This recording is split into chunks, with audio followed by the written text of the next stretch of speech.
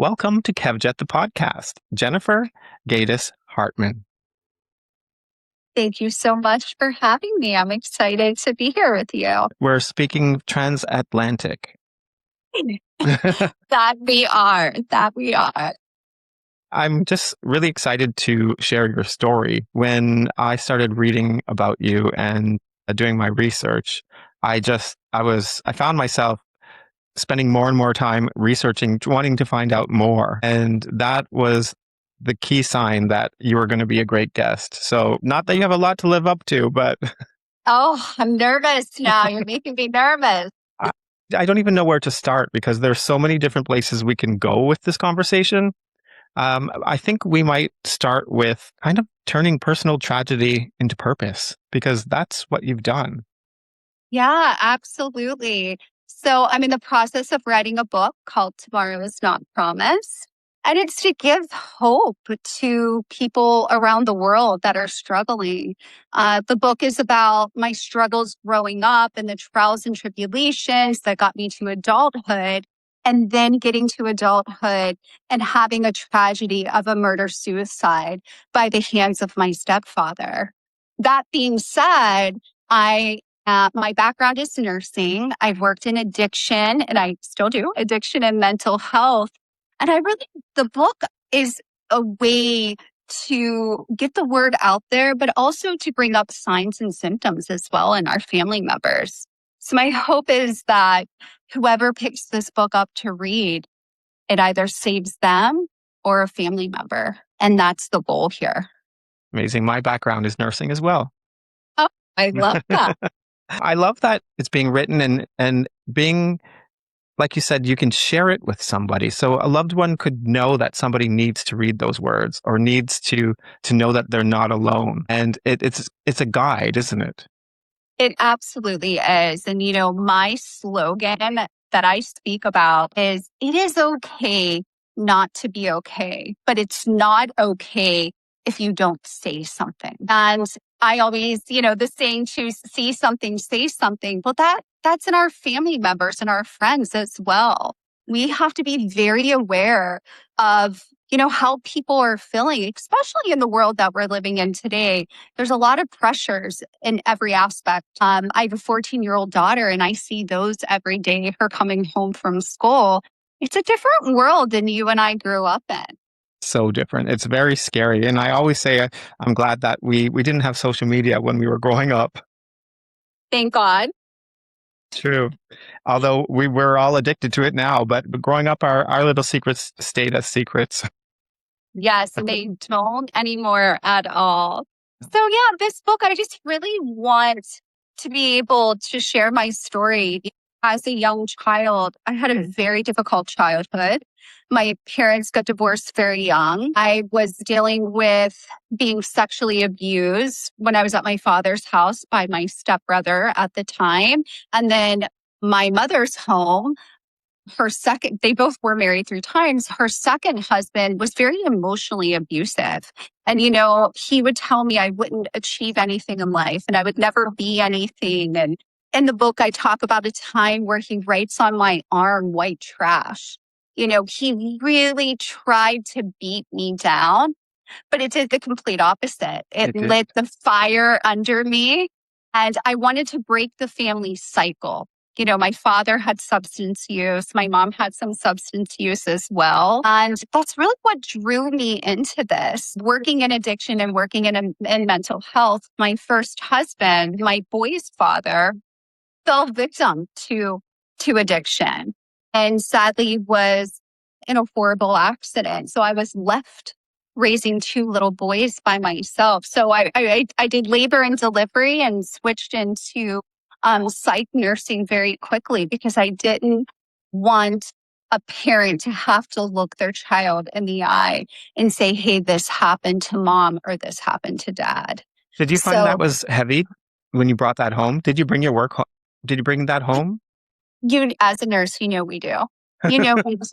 And still, I work for one of the top rehab centers We get a lot of people from London that come to us. I work for the Guest House Ocala, and we're a dual licensed in trauma and in substance use, but we primarily look at that trauma.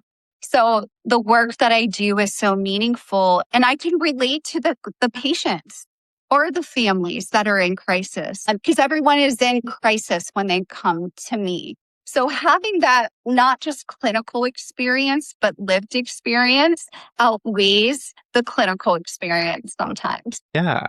How do you mix your TV personality with the Jennifer at home? Yeah. I am so blessed that I was given a platform that I could use for the good to really get my voice out there.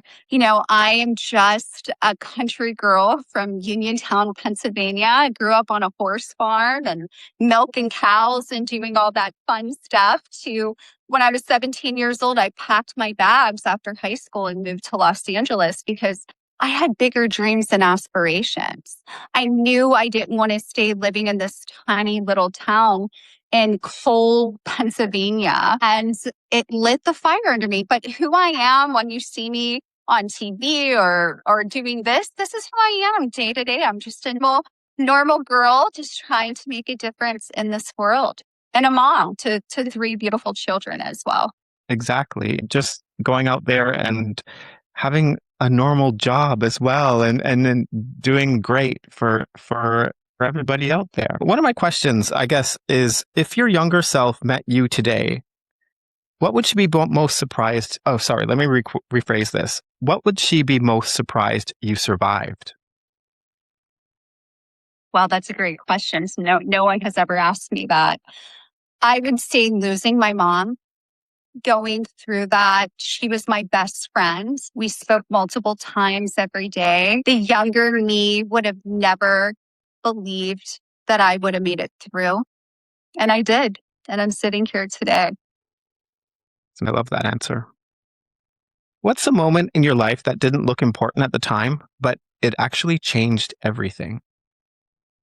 Yeah, being that little girl that would run away under this oak tree and journal. That was how I got away from the screaming and the yelling and the toxicity. I would go to this Lebanese church behind my house and sit under an oak tree and journal and silly things. I was 9, 10 years old, and I would say, I wanted to be a mom and a wife and own a Mercedes someday. And, just journaling those thoughts. And that, looking back, was so impactful to me because little did I know I was doing a therapeutic thing, journaling, and it really saved me.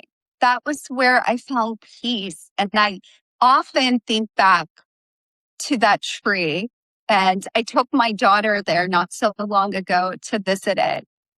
It really changed and redirected my thoughts and where I am. As silly as that sounds, it really did. Beautiful. When you hear the word survivor, what part of you resists it? Oh, survivor. I mean, it's tough because, we don't want to be a victim. We all are survivors going through things, but I think there's more to that word than survivor. Yes, I survived something that happened in my life, but there's way more layers to that. It doesn't define you, does it? It does not define me at all. Not at all. But it's funny you asked that because days after the murder-suicide, I was sitting in my parents' living room with my kids. And I said, we can be victims or we can be survivors. What do we choose as a family? And they said, we are going to survive this. And I say that because we can still be victim to something that has happened. My stepfather did what he did to take her away, but he knew he was hurting us too. That's right. And he wasn't going to affect my life or my children's life and take our happiness away. So we had to transform that. And you have to do it very delicately, be delicate with it. but we're doing it and we're all thriving. If your pain had a voice, what would it say to you now? You can get through this. You can get through this. Listen, there were many nights that I sat on the kitchen floor as far away from my children I could possibly get because they would go to bed and I would sit on my floor just crying so hard, thinking they can't hear me, they don't know. And I didn't think I was going to make it. I had a failed suicide attempt after, and that was my awakening, was how can I be so selfish? I have these beautiful children. I'm all that they have. Because we do have those moments where you feel like you can't get through it, but you will and you can. And I'm here to be the proof of that. Did you reach out to other people?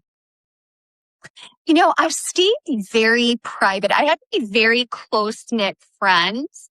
You know, I really put a wall up. That was part of my trauma response was if I didn't feel safe with you, I couldn't bring you in. And there was a period where it was really hard for me to even leave the house because I thought my stepfather raised me and he was our safe place and he was safe, where I just really had to pick and choose. My best friend, Taryn, was my rock. And I had a couple other friends that my friend Chad, they really supported me through that. Still to this day, over 6 years later.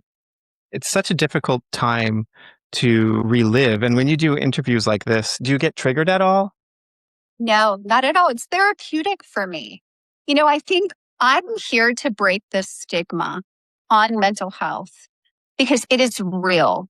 We are not far into 2026. We are at over 100,000 suicides already. We need to speak up and talk about this because it's real. You know, 1 in 3 people have suicidal ideations or are depressed. People are afraid to talk about it. Let's make noise and talk about it and let people know it is okay not to be okay. But let's get the help that we need to get through this. It's such a stigma, isn't it? As soon as people say the word suicide. Oh, it's like, you know, 10, 15 years ago, this would be looked down upon, us having this conversation. And me talking about my stepfather killing my mother, but he also killed himself. I lost 2 parents that day. And I think we forget that as well. There were 2 lives lost here. How difficult was that to grieve his passing? It was really hard because I had anger. I had a lot of anger. You know, we had to pay for his funeral as well. And I can look at you and say, I really put that on my sister. I couldn't fathom doing anything, even getting him cremated and getting him buried. I did not want any part of that. And it took me years to forgive him.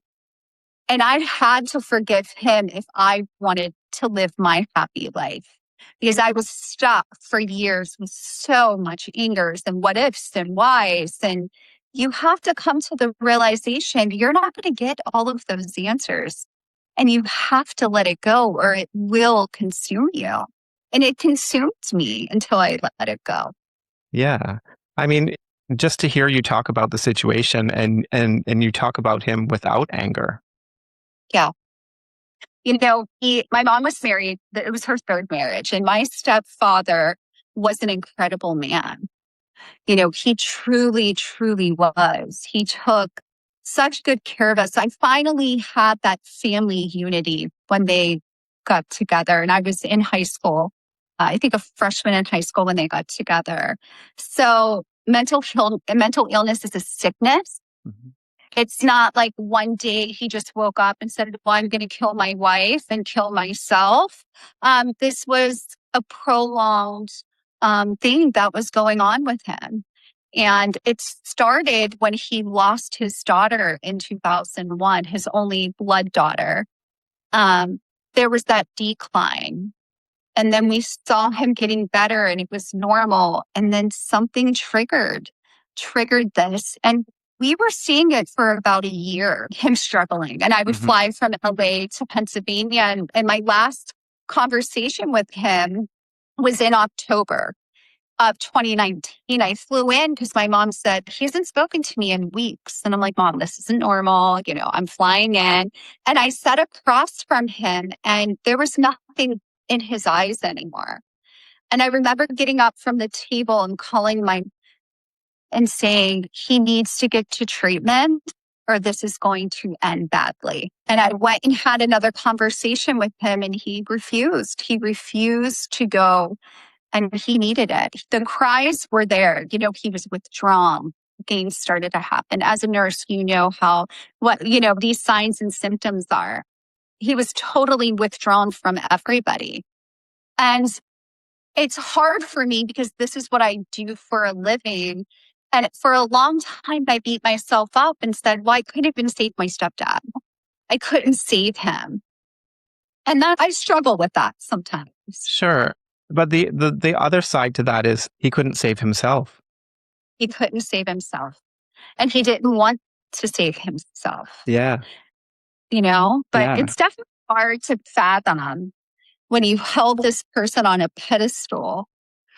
And, my mother's murder was recorded on the Ring video. And I did go through the Ring video and I listened to it. And there was no sound of remorse. There was nothing. And I think that honestly helped me heal because I was creating in my mind like it was an accident and maybe he was going to kill himself and he shot. And then she came to, no, he had the suicide note written. My mother's blood his fingerprints are in my mother's blood on it. He put the suicide note on her feet before he took his own life. So this was planned. And, hearing those recordings and hearing everything, people go, oh my God, you listened to it? I'm like, yeah, I did, because you don't understand when you're in my position, you have so many questions and there's no answers. Exactly. And so many people would be in that position and not be able to have anything to listen to. Yeah, exactly. Exactly. So hearing that he didn't have remorse, it made me so angry with him. But then when I went through my trauma therapy and really start digging deep to help myself, it actually was healing for me to go, okay, this is the state of mind he was in.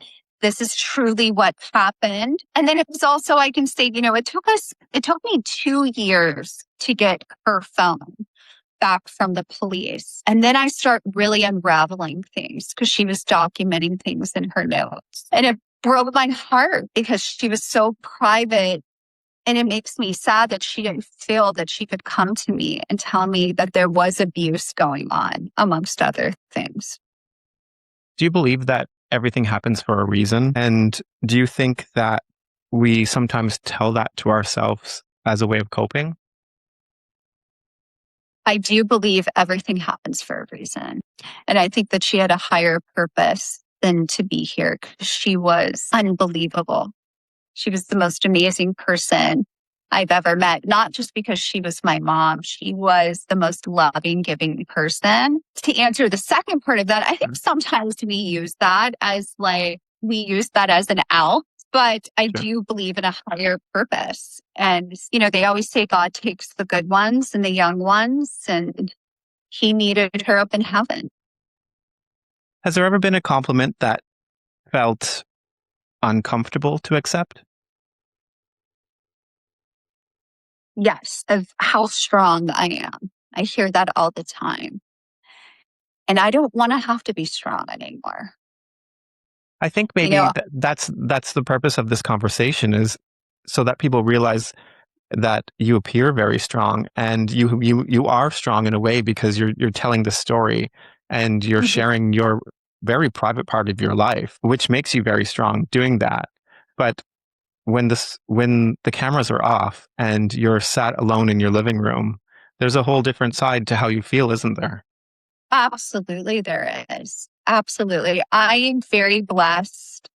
My partner, Philip, really is a great support for me, as well as my kids. My older kids are now 24 and 21, and my daughter's 14.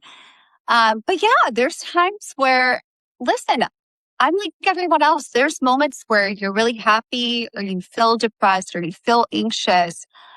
I have been diagnosed with PTSD and anxiety since what happened. And there's times where I don't want to leave my house, or there's a red carpet that I have to go to. And I'm like, I just don't want to talk to anybody. And my boyfriend Philip's really good at reading my body language and just holding me and just like, it is okay how you're feeling. I'm here for you. I love you. And I think that's really important too, is having a strong support system around us when we are having those moments. I can't be strong all the time. Is there a part of this journey that you feel is unfinished? Oh, yes. Yes, absolutely. I mean, listen, I'm writing this book and it starts from when from birth to where I am today.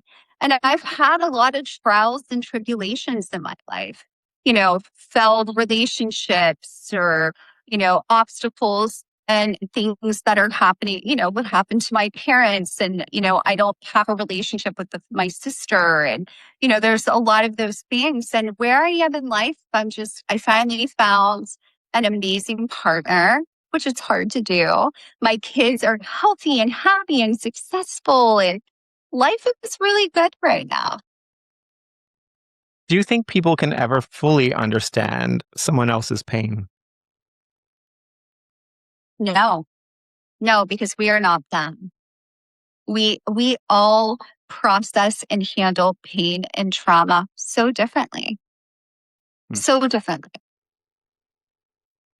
If this conversation was the last thing that somebody heard from you, what would you want them to take away? That you're not alone. That you're not alone, that there are many people that may be feeling how you were feeling at this exact moment. And nothing is so bad to end your life or to end somebody else's, to seek help. And hopefully my voice has made some difference in the world that we live in. Definitely has, and it definitely still is going to be for a long, long time. I just know there's some great things coming this way. Thank you so much. I like to move on after a little bit of a heavy conversation into Kevjet's quick fire questions. Coffee or chaos? Coffee. One word people use to describe you wrongly. Stuffy. Oh, that's a good one. Yeah. They think I'm snobby. I'm not. I get that. That's the same it's the same thing with myself, which I kind of like it. I'm starting to own it a little bit. Cry in public or laugh at the worst moment? Oh, I'll cry in public. I have no shame. A song that hits you instantly. Well, you know what? Arizona Sky, Lady Gaga, Star is Born. Love that soundtrack. Beautiful. Something you pretend to understand, but really don't. Life. Amen, sister. We all pretend we know what we're doing, but we're learning second by second. Control or surrender? Oh, control. I'm typing. We are the same person. What is your sign? I was just going to ask the same thing. I'm an Aquarius. Bird. So yeah, there you go. One thing you wish people stopped saying. That it's she's. I know how you feel. I hate when people say that to me. I know how you feel. I don't. I'm like, no, you don't. You don't know how I feel. A habit you're trying to break. Honesty. I know it's really bad. It's really gross and bad, but it's my only vice in life. You can have that. Yes. Fame or peace? Oh, peace.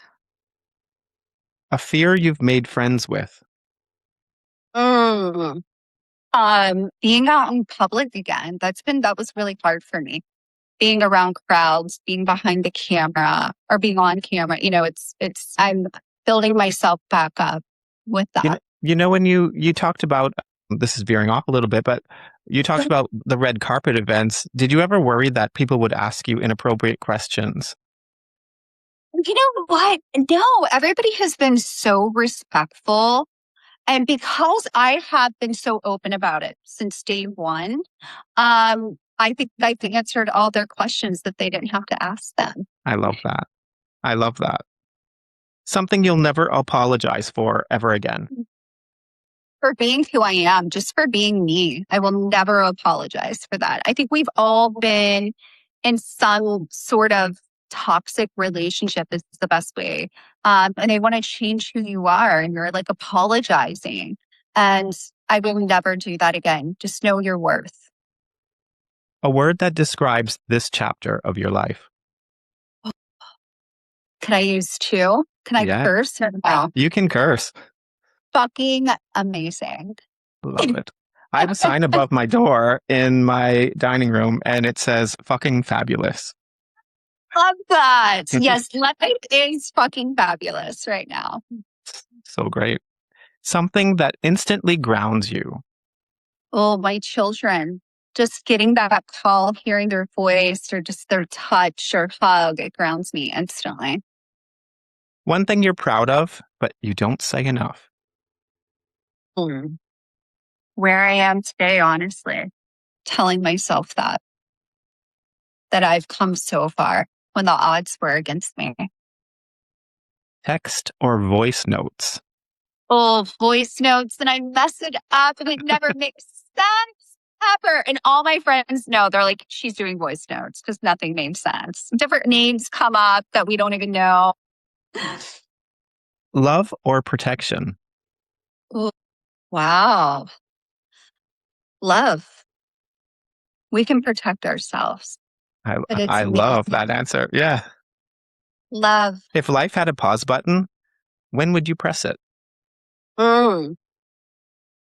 Gosh, when my kids were little, you know, I miss everyone being at home and I have grown children. And if I could go back to the days where you wish that they were older, I would go back to that. Right now in this moment, how are you really? I'm fucking fabulous. I am happy. I am healthy. I'm in love. Everything's good. It's amazing. It's the opposite of the way we started this conversation. Absolutely. It's all about growth. Thank you for this conversation. I loved speaking to you. I could speak to you so much longer. And I have a few ideas in the back of my mind, which we've talked about. And I think anybody listening out there should just watch this space. Well, thank you for having me. This has been amazing. I love your energy. I need to come to London and visit you now. Anytime. You're always welcome. Thank you so much.